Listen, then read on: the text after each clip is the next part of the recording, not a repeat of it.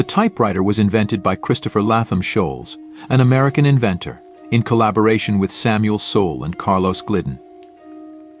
They developed the first practical typewriter and received a patent for their invention in 1868.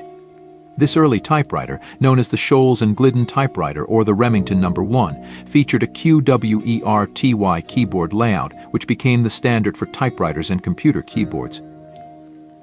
The invention of the typewriter revolutionized writing and communication by allowing users to create legible and consistent documents. It replaced handwritten correspondence and manuscripts, leading to increased efficiency in business and administrative tasks.